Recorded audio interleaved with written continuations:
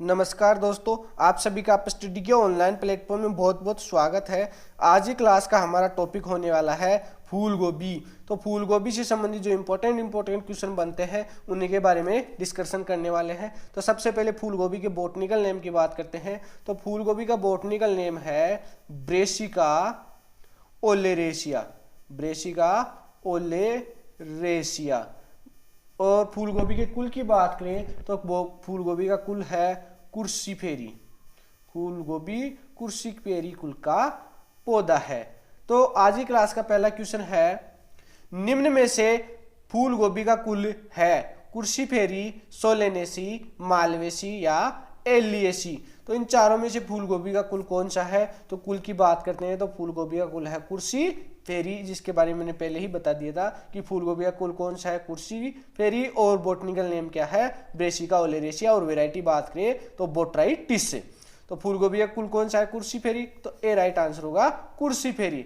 अगला क्वेश्चन है, निम्न में से फूल गोभी का खाने योग्य भाग कौन सा है? कर्ड, शरस, हेड या ब्लू स्टार। तो फूल गोभी के खाने योग्य भाग कौन सा है? कर्ड है।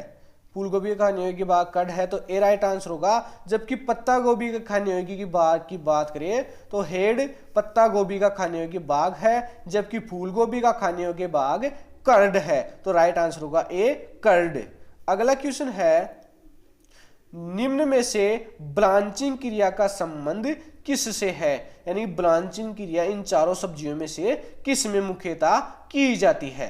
पत्ता गोभी में, टमाटर में, फूल गोभी में या मटर में? तो ब्लांचिंग क्रिया की बात करें तो मुख्यतः फूल गोभी में की जाती है, सी राइट आंसर होगा। और ब्लांचिंग क्रिया क्यों की जाती है पत्ता गोभी में? क्योंकि ब्लांचिंग क्रिया जो फूल गोभी की अगेती किस्म होती है उसमें अपनाई जाती है, क्योंकि फूल गोभी का जो फूल होता है वो सूर्य की धूप से पीला पड़ जाता है, जिसके लिए ब्लांचिंग क्रिया करना अति महत्वपूर्ण होता है फूल गोभी के फूल में खाने योग्य भाग कर्ड में।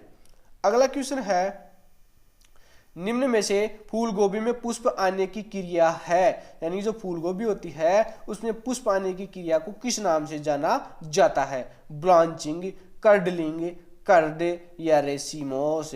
तो कर्ड की बात करें तो कर्ड तो फूल गोभी का खाने योग्य भाग है। ब्लांचिंग की बात करें तो ब्लांचिंग फूल गोभी में की जाने वाली एक क्रिया है। और जबकि बात करते हैं कर्डलिंग की, तो फूल गोभी में पुष्प आने की क्रिया को क्या कहा जाता है? जो फूल गोभी होती है उसमें पुष्प आने की क्रिया को कहते हैं कर्डलिंग। फूल तो कहलाता है कर्ड, जबकि पुष्पन की क्रिया क्या कहलाती है? कर्डलिंग। तो बी राइट आंसर होगा। अगला क्वेश्चन है, निम्न में से फूल गोभी का पुष्प क्रम क्या है? रेसिमोस, बटनिंग, ब्लांचिंग या कर्ड। तो फूल गोभी का पुष्प क्रम क्या है? रेसिमोस। क्या है फूल गोभी का पुष्प क्रम? रेसिमोस है, तो ए राइट आंसर होगा। बटनिंग की बात करें तो ये फूल गोभी का एक विकार है। ब्लांचिंग क्रिया फूल गोभी में की जाने वाली क्रिया है, और कर्ड फूल गोभी का खाने योग्य भाग है। अगला क्वेश्चन है, निम्न में से फूल गोभी की फसल है परपरागित, स्वपरागित, दोनों या कोई नहीं, यानी सभी। तो फूल गोभी किस प्रकार की फसल है? तो फूल गोभी की बात करें तो अधिकतर फूल गोभी परपरागित है, तो ए राइट आंसर होगा। फूल गोभी परपरागित फसल है। अगला क्वेश्चन है, निम्न में से फूल गोभी की अगेती किस्मों की बीज दर कितनी रखी जाती है? फूल गोभी की बुआई दो प्रकार से की जाती है, एक तो अगेती और एक पछेती, यानी दो प्रकार की किस्में होती है, एक तो अगेती बुआई करने वाली और एक पछेती बुआई करने वाली। तो फूल गोभी की अगेती किस्मों की बीज दर कितनी रखी जाती है? 100 ग्राम, 600 से 750 ग्राम, 800 ग्राम या 375 से 500 ग्राम। तो फूल गोभी की अगेती किस्मों की बीज दर की बात करें तो फूल गोभी की जो अगेती किस्में होती है उनकी बीज दर रखी जाती है 600 से 750 ग्राम, बी राइट आंसर होगा। जबकि पछेती किस्मों की बीज दर की बात करें तो 375 से 500 ग्राम रखी जाती है प्रति हेक्टेयर। अगला क्वेश्चन है, फूल गोभी में 1 हेक्टेयर फसल की नर्सरी के लिए कितना क्षेत्र पर्याप्त होता है? यानी जो फूल गोभी की जो नर्सरी तैयार की जाती है वो 1 हेक्टेयर भूमि के लिए कितने क्षेत्र में नर्सरी तैयार की जाने हेतु पर्याप्त मानी जाती है? 500 मीटर स्क्वायर, 150 मीटर स्क्वायर या 700 मीटर स्क्वायर या 250 मीटर स्क्वायर। तो फूल गोभी की जो नर्सरी तैयार की जाती है वो एक हेक्टेयर के लिए लगभग 150 मीटर स्क्वायर क्षेत्र पर्याप्त माना जाता है। तो बी राइट आंसर होगा। अगला क्वेश्चन है, फूल गोभी की पौध कितने दिन बाद रोपण योग्य हो जाती है?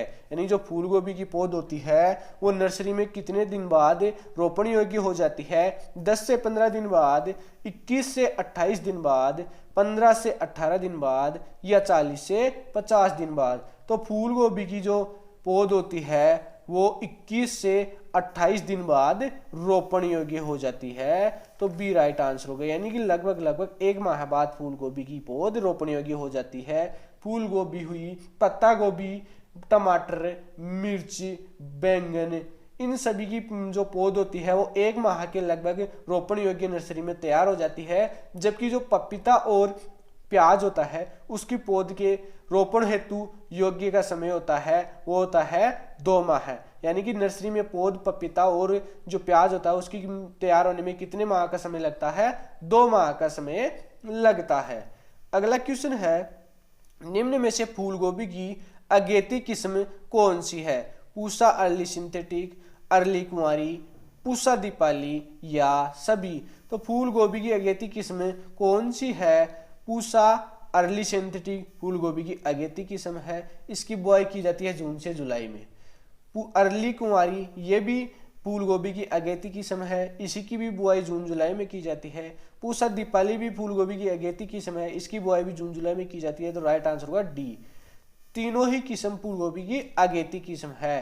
अर्ली सिंथेटिक, अर्ली कुंवारी और पूसा दीपाली से तीनों ही फूल गोभी की अगेती किस्म है। तो राइट आंसर होगा डी।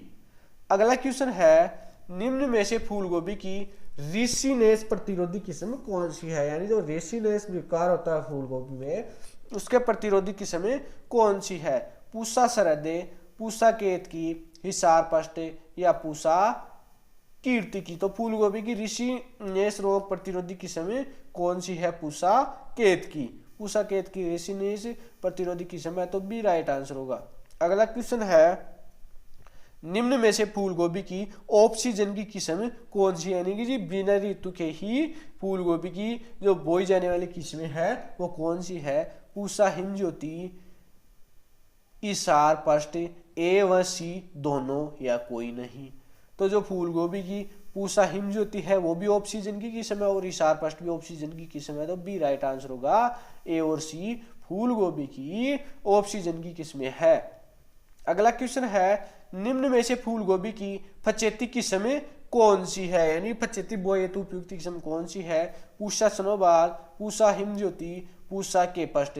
तो पूसा सनोबाल की बात करें तो ये भी फचेती किस्म हेतु उपयुक्त किस्म मानी जाती है फूल गोभी की। इसकी बुआई की जाती है सितंबर माह में। पूसा हिमज्योति, पूसा हिमज्योति भी फूल गोभी की फचेती किस्म है। और जो पूसा केवन है वो भी फूल गोभी की फचेती किस्म है। तो राइट आंसर होगा डी। फूल गोभी की फचेती किस्म कौन कौन सी है? पूसा सनोबाल, पूसा हिमज्योति और पूसा केवन। तो राइट आंसर होगा डी सभी। अगला क्वेश्चन है, निम्न में से फूल गोभी की पहाड़ी क्षेत्रों के लिए उपयुक्त किस्म कौन सी है? पूसा सरदे, पूसा हिमज्योति, पूसा पटना या पूसा शंकर 2? तो फूल गोभी की पहाड़ी क्षेत्रों के लिए सबसे उपयुक्त किस्म कौन सी है? पूसा हिमज्योति पहाड़ी क्षेत्रों के लिए सबसे बेस्ट किस्म मानी जाती है। तो बी राइट आंसर होगा। पूसा जो हिमज्योति है उसका उत्पादन पहाड़ी क्षेत्रों में सर्वाधिक होता है। अगला क्वेश्चन है, निम्न में से फूल गोभी की किस्म नहीं है? पूसा दीपाली, हिसार पष्ट, पंत गोभी 3, गोल्डन एकर? तो इन चारों में से फूल गोभी की किस्म कौन सी नहीं है? पूसा दीपाली। पूसा दीपाली फूल गोभी की अगेती किस्म है। हिसार पष्ट, हिसार पष्ट फूल गोभी की फचेती किस्म है।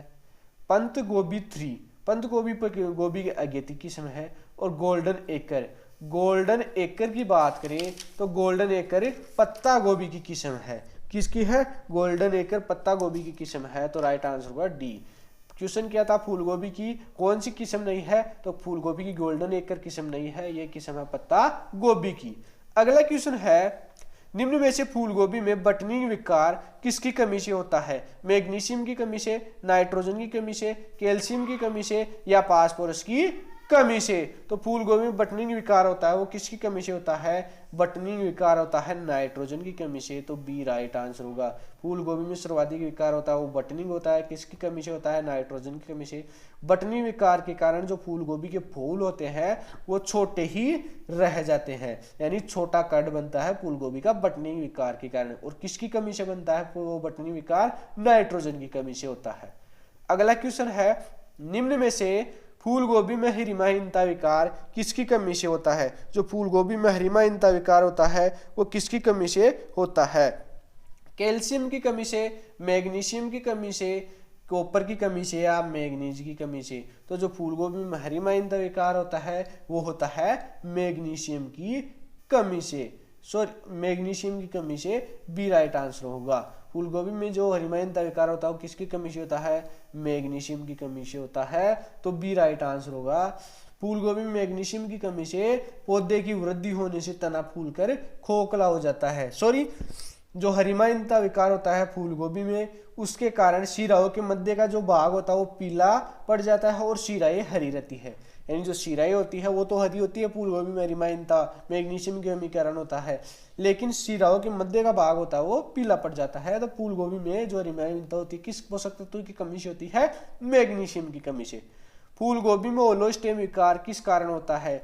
नाइट्रोजन उर्वरक का अत्यधिक प्रयोग से, अत्यधिक तापमान के कारण से, नाइट्रोजन उर्वरक की कमी से और अत्यधिक सिंचाई के कारण। तो जो फूल गोभी में होलोस्टेम विकार होता है वो किस कारण होता है? नाइट्रोजन उर्वरकों का अत्यधिक प्रयोग करने से। तो ए राइट आंसर होगा। यदि नाइट्रोजन उर्वरक का फूल गोभी में अत्यधिक प्रयोग किया जाता है तो पौधा फूलकर खोखला हो जाता है, जिसके कारण होलोस्टेम विकार हो जाता है। किसके कारण होता है होलोस्टेम विकार? नाइट्रोजन उर्वरक का सर्वाधिक प्रयोग करने से। जबकि नाइट्रोजन उर्वरक की कमी से कौन सा विकार होता है फूल गोभी में? बटनिंग विकार होता है। तो राइट आंसर होगा फूल गोभी में होलोस्टेम विकार किसके कारण होता है? नाइट्रोजन उर्वरक का अत्यधिक प्रयोग। तो आज की क्लास में जो इंपॉर्टेंट क्वेश्चन बनते थे फूल गोभी से उन्हीं के बारे में डिस्कशन किया। ये क्वेश्चन अधिकतर एग्जाम में पूछे भी जा चुके हैं और पूछे भी जा सकते हैं। तो अगर आज की क्लास आपको अच्छी लगी हो तो वीडियो को लाइक करें, शेयर करें और चैनल को सब्सक्राइब करना ना भूलें।